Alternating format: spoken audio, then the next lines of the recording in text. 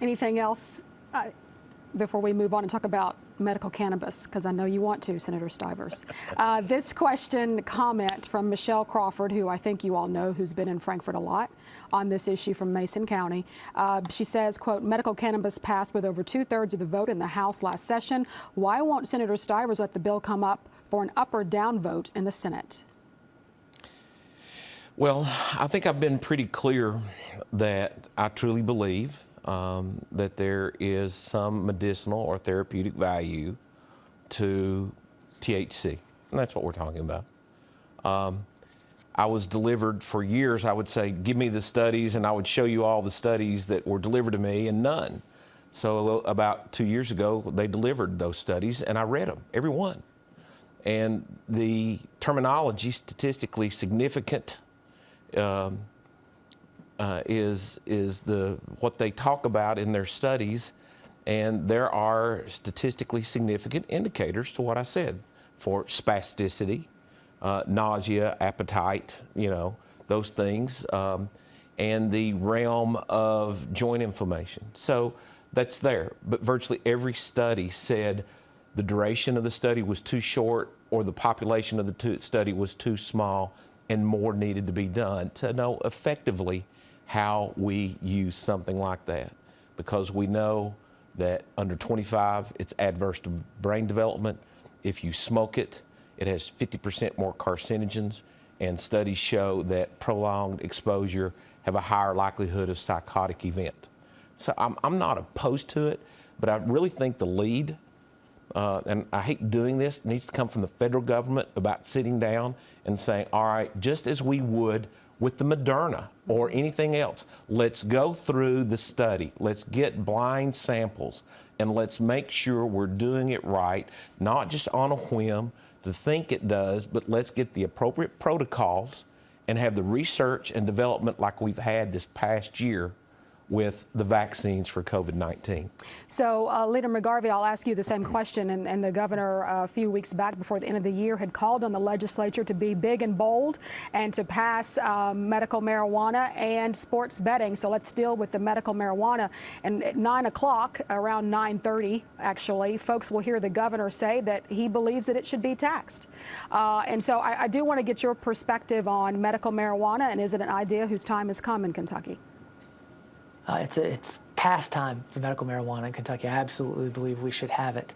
I'm less convinced on the tax question of it, though. I don't think we should view medical marijuana itself as a revenue producer for the state. There will be some revenue that comes from allowing medicinal marijuana to be grown and cultivated and then given out here. But, we have a prohibition against taxing medicine in Kentucky, and that's something I'm in favor of.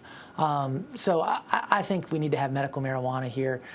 We're prescribing people morphine in Kentucky and, severe pain pills. Let's prescribe marijuana. I do agree with Robert on one thing, though. I would like to see the federal government go ahead and remove that Schedule I designation for medical marijuana so we can do more sophisticated and more in-depth research on it and continue to develop it as medicine. But I think its time has come in Kentucky. And I'll tell you one other thing, Renee. I'd just like to see it brought for a vote. And if it passes on the floor of the Senate, great. If it doesn't pass on the floor of the Senate, then that says something too. But it's gotten the support in the House. It's gotten support of the committee. It has support of our constituents. Let's bring it for a vote. So we're going to see this bill again in the House, Speaker Osborne? Jason Nemes has already pre-filed the bill, and I know is working diligently to gain support. As you know, it passed overwhelmingly in the House last year. And there is significant support again. I think that there's some hope that the Senate will take it up.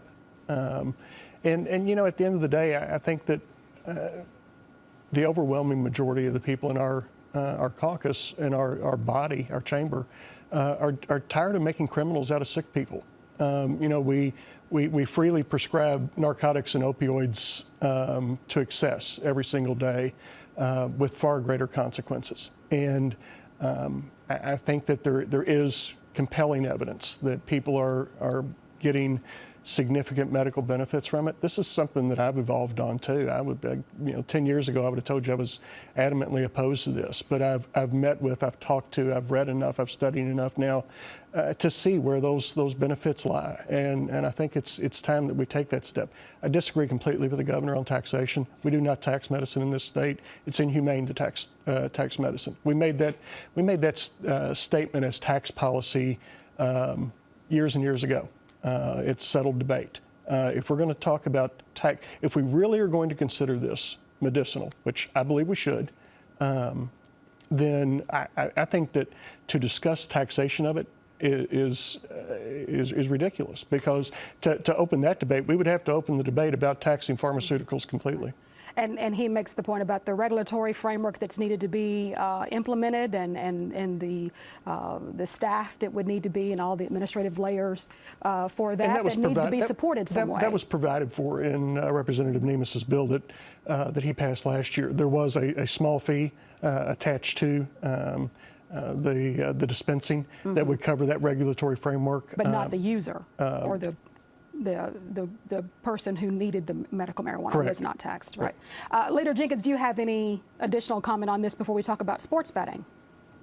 Well, I could just say that, our caucus has been behind this for many sessions, and nothing has changed in that. And we look forward to seeing the bill in the House, and I understand there could be a bill coming from the Senate, Leader McGarvey. Is that bill coming from Leader McGarvey? We'll have to see, Renee. I think we could potentially see the Senate Democratic Caucus certainly propose some versions of this bill. Okay.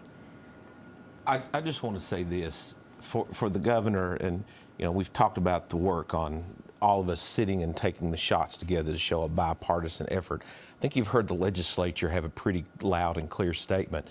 To think of this as a money generator, to tax it, if you're truly saying it is medicinal or therapeutic, is totally wrong.